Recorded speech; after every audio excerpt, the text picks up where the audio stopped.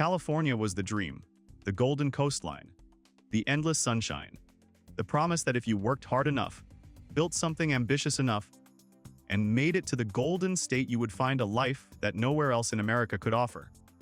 For over a century, that promise held. California grew every single year for 120 consecutive years. It became the fifth largest economy on Earth. It produced more innovation, more culture, more wealth than almost anywhere on the planet. And then it stopped. California ranked dead last on the U-Haul Growth Index for the sixth consecutive year in 2025, seeing a larger net loss of one-way moving customers than any other state in America. In 2025 alone, California recorded a net loss of approximately 216,000 residents. That follows losses about 239,000 during 2023 to 2024, and even larger losses during the pandemic years. Between 2020 and 2023, California experienced more than 400,000 net outbound moves, the most dramatic domestic population decline in state history, and the number that should stop every Californian in their tracks. Roughly 34% of Californians, more than 1 in 3, say they have considered moving to another state because of housing costs. In this video, Discover the States reveals 9 specific California cities where the data is no longer sending a warning. It is delivering a verdict, where the dream that built this state is officially, measurably, and undeniably run out of road. Number 9. Stockton. Stockton was supposed to be California's affordability escape valve. When the Bay Area and Los Angeles priced out working families, Stockton absorbed them. Central Valley sunshine, Delta waterways, and prices that relative to the coast seemed almost reasonable. That narrative is collapsing under the weight of its own data. Stockton tops California's list of cities with the highest share of homes facing price cuts. Over 1 in 4 homes, 4% had their asking price reduced in 2025. Home value growth stands at just 1% year over year, one of the lowest in the entire state. Here is what that number means in practice. In a state where the median home price sits at $680 according to the California Association of Realtors December 2025 data, Stockton's 1% appreciation is barely keeping pace with inflation, let alone building the equity that home owners were promised when they stretched their budgets to get in. Between January 2020 and September 2025, monthly payments on mid-tier California homes increased by 74%, while average hourly wages grew just 25%. In Stockton, where incomes are well below the coastal averages, that gap between payment growth and wage growth is devastating. Buyers are doing the math, and the math is not working. Stockton has been through this before. It famously became the largest American city to file for municipal bankruptcy in 2012, a collapse that wiped out homeowners, devastated pension funds, and left scars that took years to fade. The current data does not suggest a repeat of that crisis, but it does suggest that Stockton's housing market is once again being asked to carry a weight that its economic fundamentals cannot support. Number 8. Riverside. Riverside and the broader Inland Empire built their modern identity on one promise: that you could still achieve the California dream here, even when the coast became impossible. Affordable houses, space, access to Southern California's job markets via the freeways. The freeways are still there. The dream is harder to find. Riverside follows Stockton as California's second hardest hit city for price reductions, with nearly 24% of homes for sale seeing a price cut. Home values have grown by only 1.8% year over year, and the city carries an overvaluation rate of 18.5%, a value-to-income ratio of 6.4 signals serious affordability challenges for local earners. New home listings in Riverside fell by double digits year over year, according to Redfin data, part of a broader California trend where the housing market has become, as ComMatters described it, stuck in molasses, with a slowdown in new listings, stagnant sales, and an uptick in deals canceled at the last minute. The deeper issue in Riverside is one that no policy can easily fix. A typical California borrower would pay an extra $675 every month if they were to take on the same mortgage at current rates. That is the lock-in effect current homeowners won't sell, because their existing low-rate mortgage is too valuable to give up, meaning inventory stays suppressed even as buyer demand weakens. In Riverside, where the entire value proposition was always affordability relative to the coast, a market where nearly a quarter of all listings require price cuts, is a market sending a direct and unavoidable message to the buyers it was supposed to serve. Number 7. Modesto. Modesto sits at the heart of California's Central Valley and at the heart of California's housing affordability crisis in its most concentrated form. Modesto ranks among the top 3 California cities for home price reductions in 2025, alongside Stockton and Riverside, leading California in the share of active listings being discounted. This is not a coastal market cooling from a luxury peak. This is an agricultural economy city where the distance between what homes cost and what local incomes can support has become unbridgeable for a growing share of potential buyers. The California housing market ended 2025 with a statewide median home price that dipped slightly to $56,080 in December, a 1.2% decrease from December 2024. The sales-to-list price ratio fell to 97.9%, down from 98.7%, meaning homes are now selling below asking price on average across the state. In Modesto, where the buyer pool is far more income-constrained than statewide averages suggest, those numbers are worse. What makes Modesto's situation particularly stark is the context of what surrounds it. Fresno to the south is growing. Sacramento to the north is attracting Bay Area outmigration. Modesto sits between those two corridors of relative activity, absorbing neither the tech migration of Sacramento nor the agricultural growth of Fresno without the economic anchor needed to sustainably support the home prices pandemic-era demand pushed into place. The price cuts visible across Modesto's listings are not sellers being unreasonable. They are sellers confronting a market that grew beyond the means of the people it was built to house. Number 6. Oakland. Oakland was supposed to be the Bay Area's Democratic promise. While San Francisco priced out teachers, nurses, and working families, Oakland offered the same Bay views, the same proximity to one of the world's great economic engines, and prices that relative to the peninsula still felt achievable. That window is closing. Oakland's median home price has fallen from $10 million in 2022 to $705,000 in January 2025, a decline of nearly $300,000 from peak. Home prices in Oakland are trending back toward pre-2020 levels. The average home value in the broader San Francisco-Oakland-Hayward area now sits at around $144, down approximately 2.5% over the past year according to Zillow, and the forecast from Zillow points toward continued gradual declines through 2026. Oakland had the 5th largest rate of increase in housing units among California's large cities, and the 7th largest decline in household population. The number of occupied housing units in Oakland increased by almost 8,000, while the household population declined by almost 14,000. Fewer people are living in more housing units.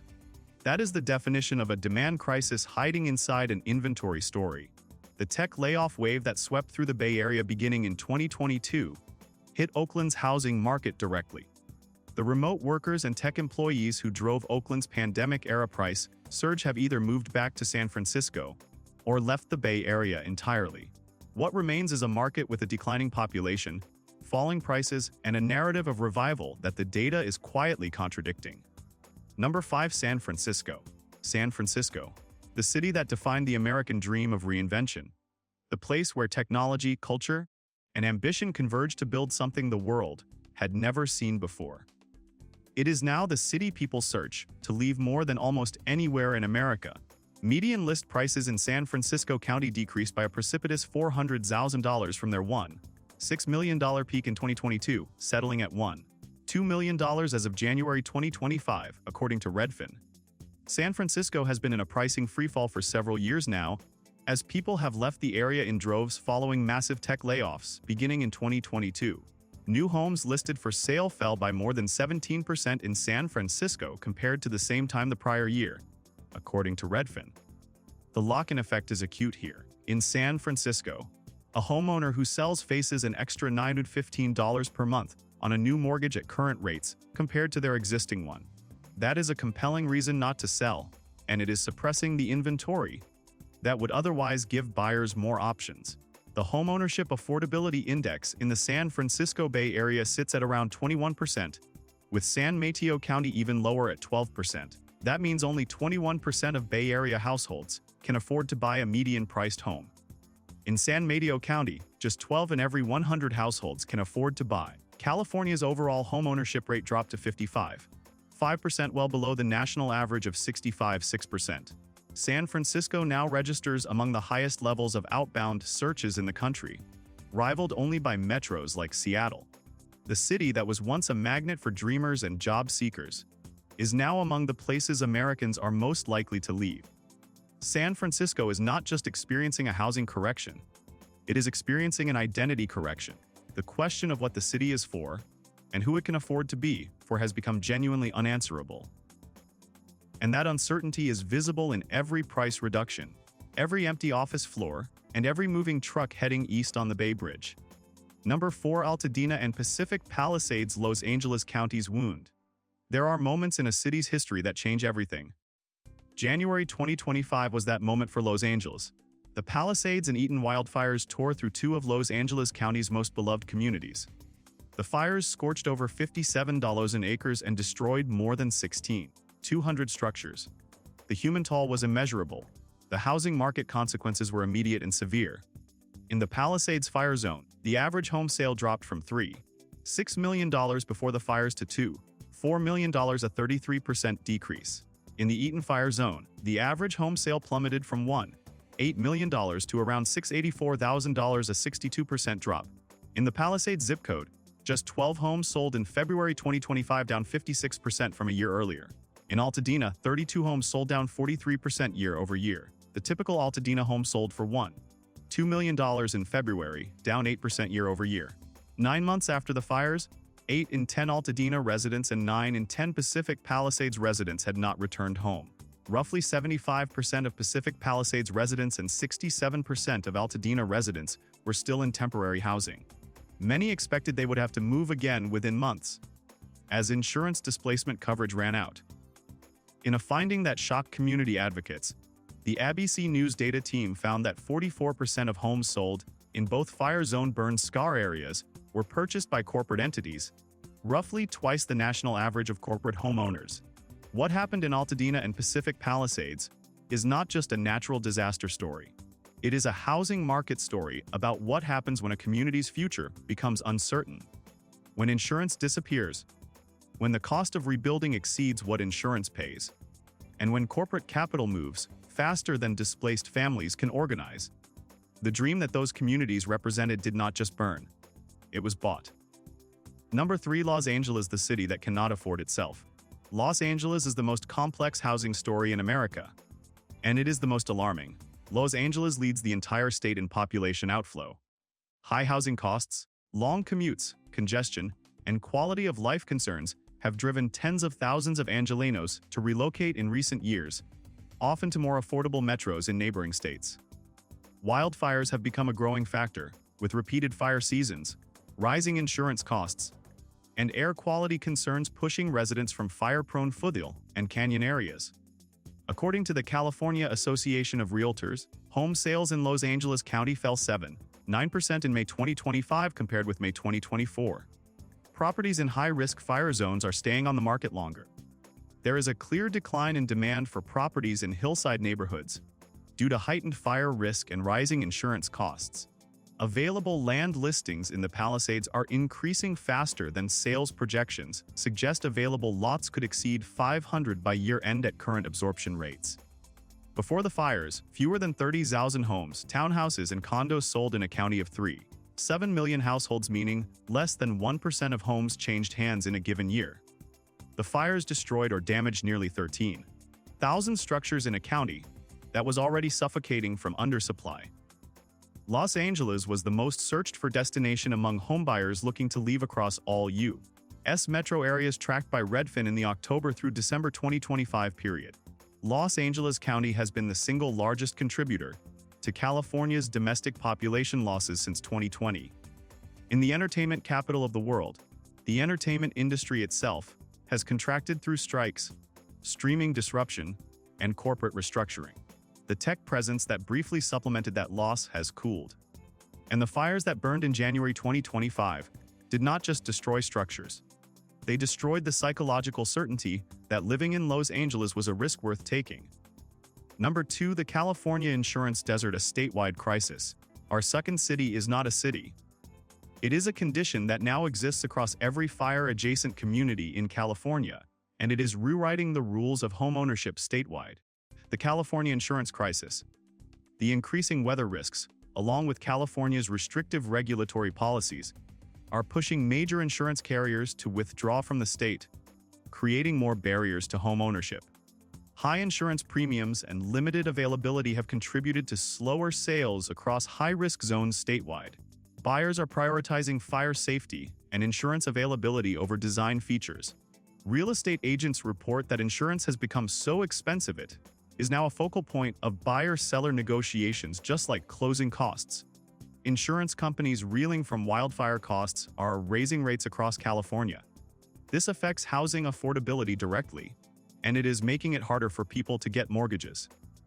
Buyers get ready to close on their purchase, and insurers back out. The 2025 wildfires burned 50,000 acres, and insurance payouts are estimated at $40 billion, a figure that is reshaping how every major insurer views California exposure.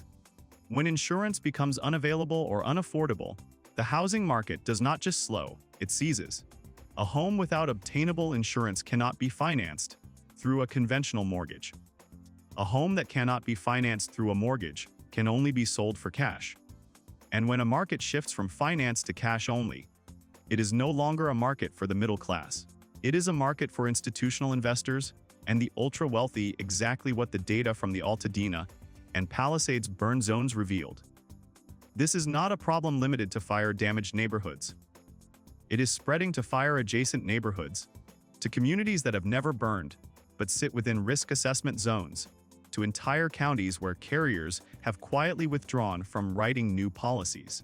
The insurance desert is expanding, and every square mile it expands is a square mile where the California dream becomes financially impossible to access. Number 1. California itself, the dream on departure. The most alarming California housing story is not any single city. It is the state itself, and the verdict the data has delivered. California's population dipped below 39 million to 38.965 million according to census data, the lowest since 2015. A state that was projected to reach 40 million by 2018 and 50 million by 2048 has not just missed those projections. It is moving in the wrong direction. 34% of California residents, more than 1 in 3, say they are considering an out-of-state move simply due to high housing costs. California shed approximately 800,000 residents between 2020 and the start of 2023, according to State Department of Finance data. Between January 2020 and September 2025, housing costs in California rose far faster than incomes. Monthly payments on mid-tier homes increased by 74%. Payments on bottom-tier homes jumped 78%. Meanwhile, average hourly wages grew just 25%. Renters faced a similar squeeze, with rents rising 42%, well ahead of wage growth, according to the California Legislative Analyst's Office. Governor Newsom himself admitted, the affordability issue in California is real. It's been the original sin going back decades and decades.